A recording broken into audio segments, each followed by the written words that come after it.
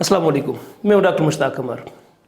लाइलाज मर्ज़ और लाइलाज मरीज़, ये एक ऐसी कहानी है लाइलाज मर्ज़ और लाइलाज मरीज़ की कि जिसने मुझे वर्त हैरत में डाल दिया।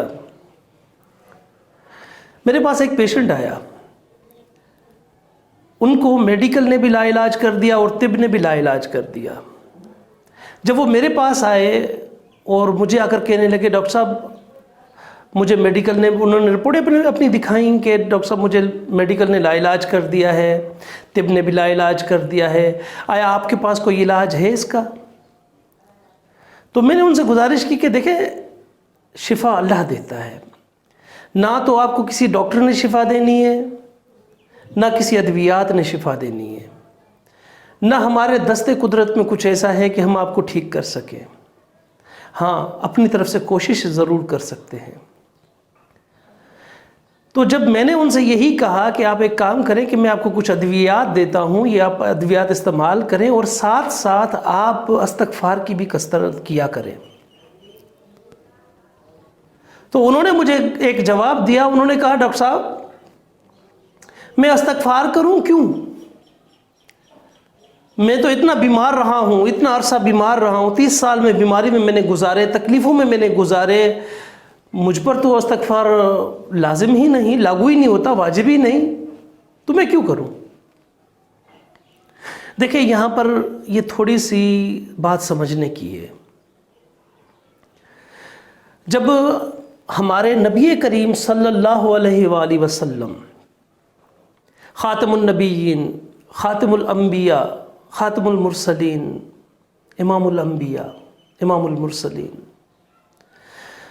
सबसे ज़्यादा मासूम, जब मेरे नबी करीम सल्लल्लाहु अलैहि वसल्लम मासूम होने के बावजूद भी सुबह उठकर 100 मरतबा इस्तिग़फ़ार पढ़ते थे और रात सोने से पहले 100 मरतबा इस्तिग़फ़ार पढ़ा करते थे। हम किस खेत की मूली हैं? हम किस खेत की मूली हैं कि हम इस्तिग़फ़ार ना करें? दरअसल ये वजह क्या होती है कि जब हम खुद इस्तिग़फ़ार पढ़ते हैं या हमारी रूटीन में ये चीज़ शामिल होती है, हमारी आदत होती है, तो हम अपने बच्चों को भी वही तलकीन कर सकते हैं, वही तबलीग कर सकते हैं, बच्चों को भी यही सिखा सकते हैं कि बेटा आपने इस्तिग़फ़ार पढ़नी है। या हमारी इल्म में, देखिए मैं कोई आलिम दीन नहीं हूँ, मैं कोई आलिम दीन नहीं हूँ, लेकिन मैं एक तालिब इल्म ज़रूर हूँ, तालिब इल्म ज़रूर हूँ। तो उसके मुताबिक ही, मेरी रिसर्च के मुताबिक भी इस्तिग़फ़ार लाजिम है। जब आप कहीं से शिफायाब ना हो सकें, जब आपको लाइलाज कर दिया जाए, उस वक्त आप इस्तिग़फ़ार की कसरत करें।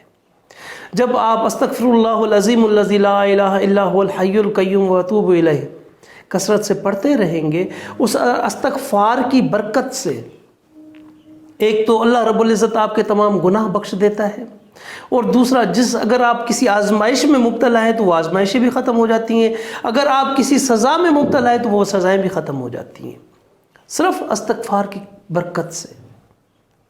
तो आप इस्तिग़फ़ार कसरत से किया करें। तो जब मैंने उनसे ये बात कही कि आप इस्तिग़फ़ार किया करें, आप इतने मासूम नहीं हैं जितने मासूम मेरे नबी करीम सल्लल्लाहु अलैहि वसल्लम हैं।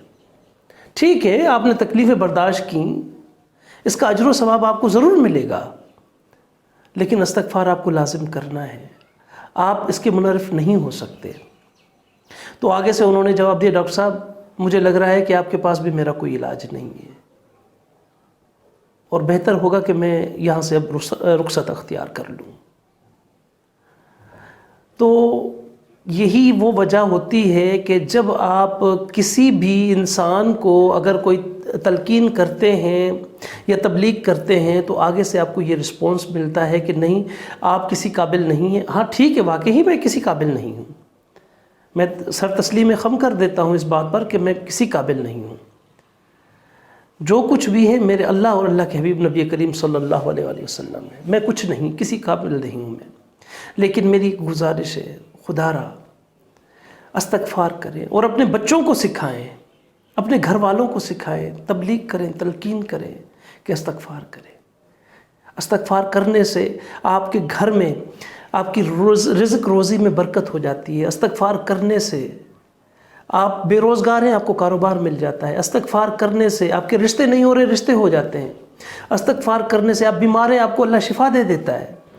استغفار کرنے سے اگر آپ کسی مصیبت میں ہیں وہ آپ کی ٹل جاتی ہے، ختم ہو جاتی ہے. استغفار آپ کی حفاظت کرتا ہے. استغفار کیجئے اور لا علاج مرض میں سے جان چھڑائیے. یہ میرا پیغام ہے جو صدقہ جاریہ ہے. السلام علیکم.